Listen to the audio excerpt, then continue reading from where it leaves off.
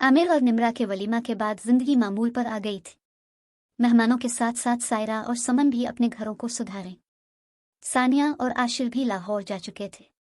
कुछ दिनों बाद निम्रा को भी चले जाना था। शादी की मसरूफियत की वजह से इश्फा अपने लबों पर मचलते इन सवालों को तो पूछ नहीं सकी थी जो कि नोक ज़बान पर मचल रहे थे। एक दिन मौका पाकर उसने निम्रा को घेर लिया। वो भी इसे तफसला हर बात बताने लगी थी। इश्फा ये जाने को बेताब थी कि महविश जो कि ये चाहती थी इश्फा अगर चली जाए तो वो मुर्तज़ा को हासिल कर लेगी। फिर ऐसा क्या हुआ कि महविश को किसी और की दुल्हन बनना पड़ा। इतना तो वो जान चुकी थी कि महविश शौहर से लड़ झगड़ कर मैके आई है। महविश की अपनी सास और नंदों से नहीं बुनती इसका मुतालबा था कि अलग घर लेकर इसे दे, तब ही ये वापस जाएगी। अब देखो उसकी ख्वाहिश पाया तकमील तक पहुंचती है कि नहीं। महविश शादी के लिए मान कैसे गई, इश्फा ने बेचैनी से पूछा।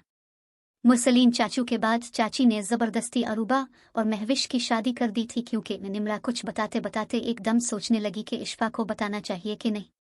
इश्फा के इसरार पर वो दबी आवाज़ में बोली, दरअसल जब तुम चली गई तो फिर चाची ने उम्मी और दादी पर बहुत दबाव डाला कि महविश का रिश्ता मुर्तज़ा लाला के लिए लिया जाए, मगर फिर भी मुर्तज़ा लाला ना माने तो चाची मायूस हो गई। उन्होंने फिर महविश की किसी जिद को ना माना और उसकी शादी करके ही दम लिया।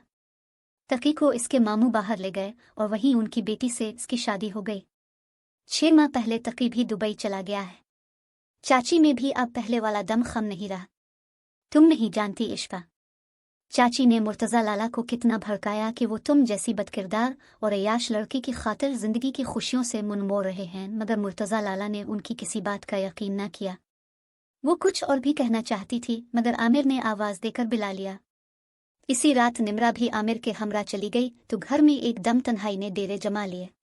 समीना चाची ने अपना पोर्शन अलग करके बीच में दीवार खड़ी कर ली थी। इनकी आमदोरफ्त भी इस तरफ कम कम थी। जब से इश्फा वापस आई थी महोश ने भी आना छोड़ दिया था। वक्त इसी रफ्तार से गुजर रहा था। उन्हीं दिनों तमाम फ़राइज़ की अदायगी के बाद ताया अबू ने हज के लिए दरख्वास्त दे दी। रब के घर से उनका बुलावा आ गया और यूताई उम्मी दादी फूफो और ताया अबू सब अल्लाह के घर की ज़ियारत के लिए चले गए। जाते समय ताई अम्मा ने इश्फा को ढेरों नसीहतें की। वो काफ़ी देर उसे घर के मामलात के मुताल्लिक समझाती रही। उन्होंने लाकर की चाबियां अपनी इकलौती बहू के हवाले कर दे। इश्फा पातर, मुर्तज़ा तुमसे नाराज़ है, मैं जानती हूँ। तुम उससे मिना लो, वो ज़रूर मान जाएगा।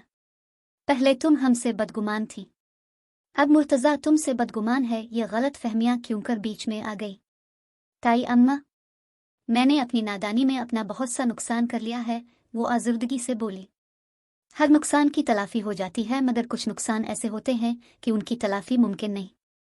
जो गलती तुमसे सरजद हुई हमने तुम्हें खुले दिल से मुआफ़ कर दिया, मगर बेटा मुर्तज़ा को मनाना अब तुम्हारा काम है।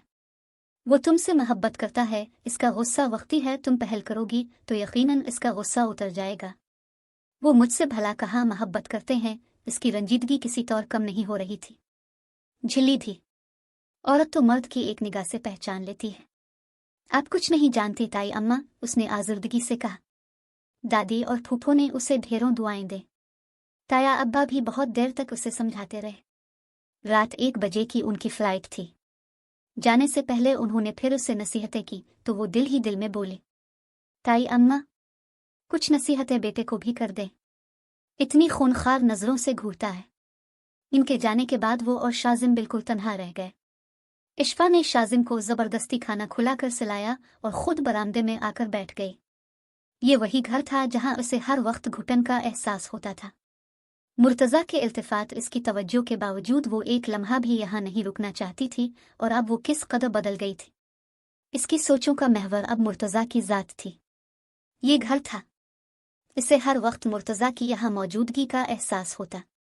वो उन्हीं सोचों में गुम थी जब महविश चली आए। तुम इश्फा कोई सख्त लफ्ज़ बोलने से पहले लब भींच कर खामोश हो गई। इश्फा, तुम मुझसे नाराज़ हो। मैं तुमसे नाराज़ नहीं, बस शाक की कैफियत में हूँ।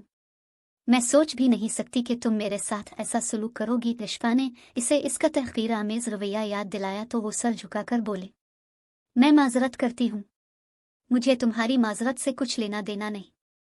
तुमने वदा किया था कि शाजिम को मेरे पास भिजवा दोगी, मगर तुमने मुझसे तमाम राब्ते तोड़ लिए। वो तनफ़ुर से बोली, तुम अपनी तमाम तरबे इज़्ज़ती भुलाए वापस कैसे आ गई हो? महविश ने हैरानी से पूछा तो वो फट पड़े। तुम तो चाहती थी कि मैं कभी ना आऊं। तुम्हें क्या पता महविश के ममता क्या चीज़ है। मैंने अपनी अना खुददारी और इज्जत नफस को अपनी ममता पर कुर्बान कर दिया है। मुर्तज़ा तुमसे बेहद मुतनफ़िर है। तुमने इसकी अना पर बड़ी गहरी चोट लगाई है, महविश ने तंजना कहा। तुम जो चाहती थी वो तो हो चुका। बड़ी जल्दी समझ चुकी हो मुर्तज़ तो अब तुम्हारी तरफ कभी भी नहीं पलटेगा। वैसे भी अतिया चाची ने जिस तरह मुर्तज़ा के पीर पकड़कर उसे तुमसे शादी के लिए मनाया था, इस हकीकत से तो तुम निगाह नहीं चढ़ा सकते।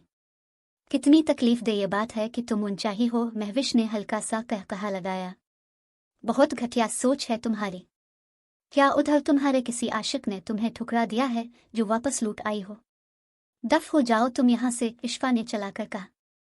ये घर मेरे दादा का है। महविश ने हक जताने वाली मुस्कुराहट लबों पर सजली और बोली, मुर्तज़ा को दोबारा अपनी तरफ राग़िब करने के लिए तुम्हें नए सिरे से पापड़ बेलने पड़ेंगे। तुम्हारी और मुर्तज़ा की वो मोहब्बत कहाँ गई जिसकी तुमने मुझे दास्तान सुनाई थी? इश्फा ने तल्खी से कहा तो वो एक मर्तबा फिर मुस्कुराए। वो मोहब्बत तो आज भी हमारे दरमियान है। तुमने तो कहा था कि मैं अगर चली जाऊं तो तुम मुर्तज़ा को पालोगी। फिर ऐसा क्यों न हुआ?